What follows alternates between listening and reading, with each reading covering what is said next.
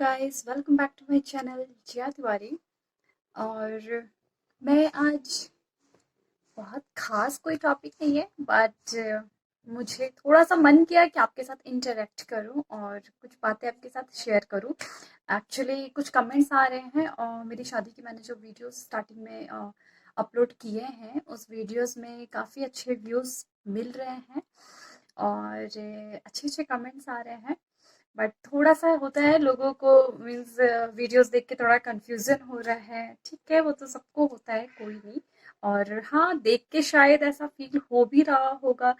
और क्वेश्चन ये है कि लाइक दी, आप अपनी शादी में क्या रोई नहीं थी?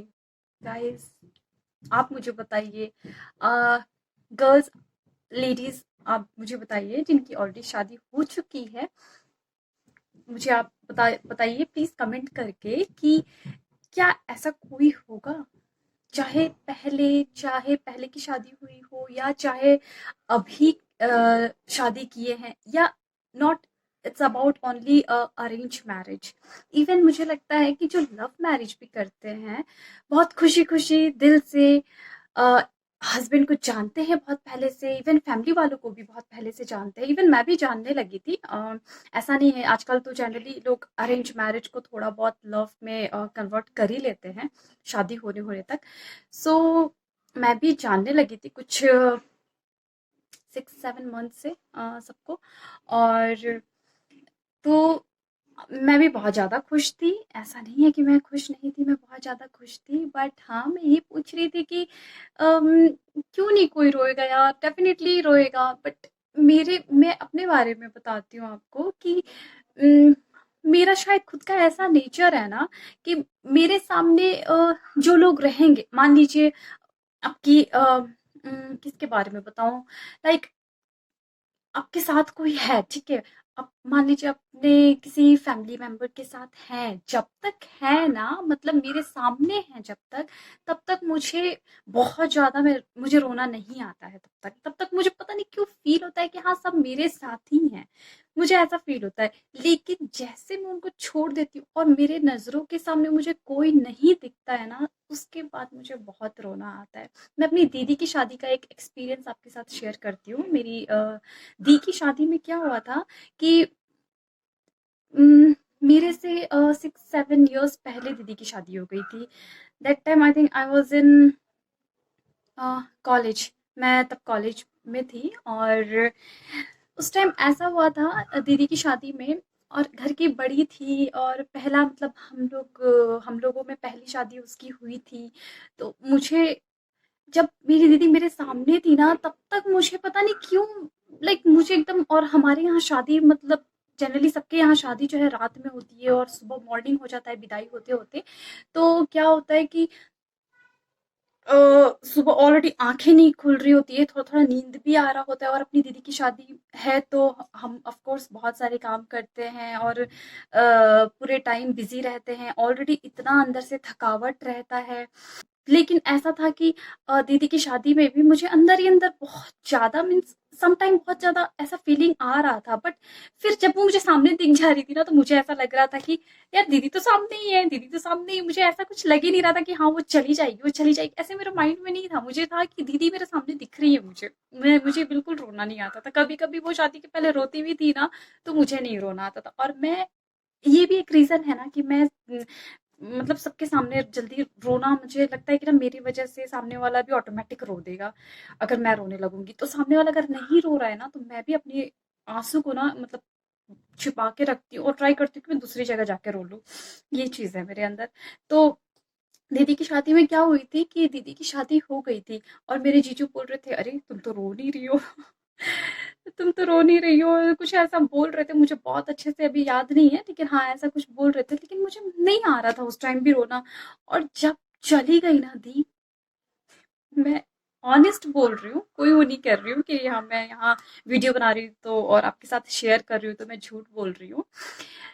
जब दीदी की शादी हो गई और जब विदाई हो गई, विदाई के टाइम रोई थी मैं, लेकिन जब विदाई हो गई, जितना मैं दीदी को हग करके नहीं रोई थी ना, जब उसकी विदाई हो गई, गाड़ी जब चली गई, उसके बाद मैं टेरेस पे जाके ना, कुछ अराउंड आई थिंक 5 या 6 हो रहा होगा मॉर्निंग, मैं इतनी रोई, और मेरी एक कज़िन सिस्टर थी, वो मुझे आके बहुत सँभाली। इवन मैं इतनी रोई गाइस कि जो अ, दीदी की शादी गाँव से हुई थी, तो गाँव के घर जनरली कैसे होते हैं, बगल-बगल टाइप के होते हैं ना, अगर एक छत है तो फिर उसके साइड में और एक छत रहता है, इस तरीके से रहता है।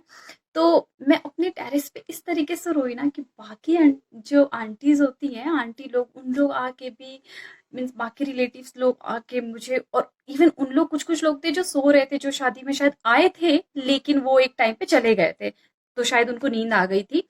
उनकी नींद खराब कर दी मैंने, इतनी रोई थी मैं। मतलब मुझे ना सच में इवन बहुत रोना आया था, बहुत ज़्यादा रोना आया था।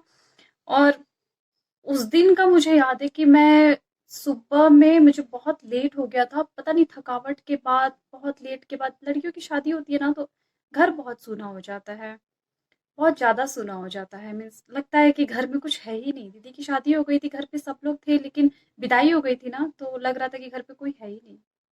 पूरा घर सन्नाटा पड़ा हुआ था, चीज़ें बिखरे पड़ी हुई थी। फिर क्या होता है कि मैं सो गई, और उस दिन मैंने कुछ कुछ भी नहीं खाया था, कुछ भी नहीं, कोई स्वीट्स वगैरह, मुझे बहुत इंटरेस्ट नहीं आ रहा था खाने में। और शादियों में जनरली बहुत सारी मिठाई मिलती है ना, मिठाई विठाई, तो मुझे वैसे भी स्मेल सूंघ सूंघ के ही ना खाने का ही मन नहीं करता है।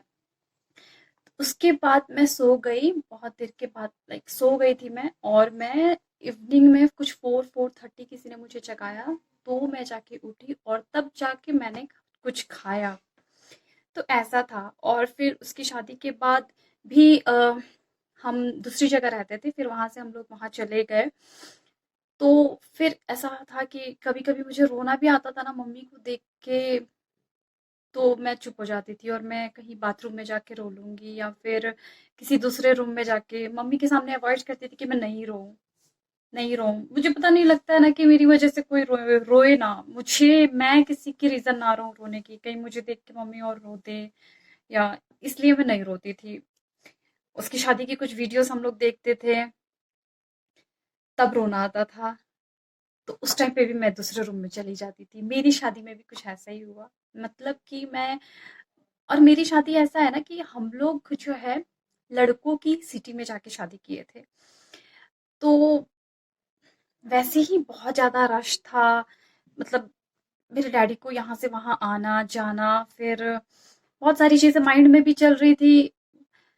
तो हम लोगों का मतलब एक जगह से दूसरी जगह जाके शादी करना, और फिर क्या हुआ था कि शादी की शॉपिंग, एंगेजमेंट भी मेरी वहीं से हुई थी, और शादी भी मेरी वहीं से हुई थी। अपनी एक वीडियो में आपको बताऊंगी कि मेरी शादी कैसे हुई। और जगह पे जाके शादी करना, माइंड में कुछ और ही चल रहा था, और ऐसा फील नहीं हो रहा था कि मतलब शादी हो रही है, बस लग रहा था कि हाँ ठीक है, सीरियल में, मूवीज में देख रहे हैं उसी तरीके से। शादी के पहले मैंने अपनी तैयारी भी ऐसी नहीं है कि नहीं की थी, शादी के पहले भी तैयारी मैं कर रही थी अपनी, लाइक मुझे जब पता लगा था, और दिल्ली से शॉपिंग में कर रही थी, तो मुझे तब बहुत मज़ा भी आ रहा था शॉपिंग करने के लिए, अपने लहंगे जो है वो खुद से सिलेक्ट करने के लिए। और फिर कुछ चीज़ें हैं, दीदी और मैं जाके शॉपिंग करते थे, मम्मा मेरी जाके शॉपिंग हम लोग करते थे। था एक फीलिंग ये भी था कि हाँ शादी हो रही है, ठीक है। लेकिन दूसरी जगह जाके हमने शादी की, मीन्स उसके बाद जैसा कि मैंने आपको बताया कि मुझे उस टाइम पे रोना नहीं आता गाइस। ऐसा नहीं है कि मैं नहीं रोई थी, मैं 1-2 साल तक बहुत ज़्यादा रोई थी। अभी तो 3 इयर्स मेरे शादी के कंप्लीट हो गए हैं, लेकिन क्या बताऊँ, अपनी शादी के टाइम, फिर जब शादी हो गई, उसके बाद सब सामने खड़े थे। ऐसा नहीं है रोई थी, इस वीडियोस में थोड़े बहुत आपको शायद कुछ एडिटिंग करके भी दिखाते हैं ना, तो इतना नहीं दिखा होगा। लेकिन उससे ज़्यादा मैं गाड़ी में जब मैं बैठ गई, और वो जब चली गई, और उसके बाद मेरे हस्बैंड जो है वो मुझे सँभाल-सँभाल के लेके गए। उनको असली पता है कि वो मुझे जानते हैं कि मैं ये रोई थी और मेरा माइंड जो है डाइवर्ट करने के लिए क्या कर रहे थे, मुझे अपने घर का रास्ता दिखा रहे थे, रास्ते में कुछ उनको दिख रहा था, जी हाँ, ये देखो मॉल है, ये है, वो है करके वो सोच रहे थे कि मुझे मेरी बात मतलब मेरे आंसू कैसे रुके और मेरे माइंड में जो चीज़ चल रहा है वो थोड़ा-सा निकल जाए। तो इस तरीके से वो मुझे समझा के लेके गए और फिर शादी के बाद भी कुछ दिन तक बहुत ज़्यादा रोई।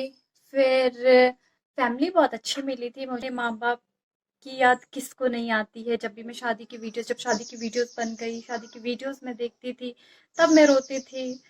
फिर मैं यहाँ जब बैंगलोर में आ गई, तो शादी की वीडियोज़ देख के रोती थी, तो फिर मैं किचन में चली जाती थी या किसी और जगह चली जाती थी, किसी और रूम में मीन्स। तो बहुत रोना आता था, ऐसा नहीं है। तो प्लीज़ गाइस मुझसे नेक्स्ट टाइम प्लीज़ मत पूछिएगा कि दीदी आप नहीं रोई। मैं बहुत ज़्यादा रोई थी और जिनकी शादी नहीं हुई है, अपने पेरेंट्स के साथ, अपनी फैमिली के साथ प्लीज़ बहुत अच्छे टाइम स्पेंड करिए। क्योंकि कुछ चीज़ें हैं ना शादी के बाद हमें बहुत फ़ील होता है कि हाँ, सही बताया था मम्मी ने कि ये चीज़ जो है ना बेटा जाने के बाद तुम मिस करोगी। तुम अभी यहाँ पे ये बात बोल रही हो ना, वहाँ जाके पता चलेगा। तो ये सारी चीज़ उस टाइम माइंड में आता है और सच में बहुत रिग्रेट होता है कि यार हम वहाँ पे मीन्स छोटी-छोटी चीज़ों को इग्नोर करते थे और हाँ, बहुत ज़्यादा डिफ़रेंस आ जाता है एक्चुअली। तो प्लीज़ गाइज़ जैसा कि मैंने बोला जिनकी शादी नहीं हुई है वो बहुत अच्छे से टाइम स्पेंड करिए अपने पेरेंट्स के साथ। एंड अभी तो जैसा कि लॉकडाउन है, जो गर्ल्स घर से काम कर रही हैं, जो मॉम घर से ही काम कर रही हैं, तो आप अच्छा टाइम स्पेंड कर सकते हैं, घर पे एंजॉय कर सकते हैं और अपनी मॉम की बात मानिए, प्यार करिए उनको ढेर सारा, क्योंकि एक दिन आपको चले जाना है और उसके बाद जब आपका मन भी करेगा तो ऐसा नहीं है कि आपका जब मन कर दिया आप तब चले जाएं। आपको टाइम लगेगा, आपको सोचना होगा, बहुत सारी रिस्पॉन्सिबिलिटीज आ जाती है जिससे आप सोचती रह जाती हैं जाना है, लेकिन माइंड दूसरी जगह भी रहता है। तो ये सारी चीजें हैं, बहुत सारी बॉन्डिंग आ जाती है, तो बहुत सारी चीजें माइंड में रहता है, तो चाह के भी हम नहीं जा पाते हैं। इसलिए आप अपने मम्मा पापा का बहुत ज़्यादा रिस्पेक्ट करिए, उनकी सारी बातें मानिए और सेफ से रहिए। और मेरे इस मैसेज के साथ रहिए कि अपने मॉम और डैड की रिस्पेक्ट करिए, अपने सिबलिंग्स के साथ ढेर सारा एंजॉय करिए, बहुत ज़्यादा मस्ती करिए, वो दिन वापस लौट के नहीं आएगा। रिश्ते नाते सब बदल जाते हैं धीरे धीरे करके। तो अब जैसा कि मैंने बताया आप चाह के भी बहुत सारी चीज़ें जो है चाह के भी नहीं जा सकते हैं, रिस्पॉन्सिबिलिटीज वगैरह आ जाती है। सो प्लीज़ अच्छे से रहिए, प्यार से रहिए और इस लॉकडाउन को स्ट्रेस मत लीजिए, इंजॉय करिए और अपने लाइफ का लकी टाइम समझिए। घर पे रहिए, सेफ से रहिए, पॉजिटिविटी रखिए अपने अंदर, अपने सराउंडिंग में पॉजिटिविटी रखिए और उस पॉजिटिविटी के साथ ही अपनी जो है लाइफ स्पेंड करिए। चलिए मिलते हैं नेक्स्ट ब्लॉग के साथ और नेक्स्ट कप सब के साथ। तो इस ब्लॉग में बस इतना ही। Bye, thank you.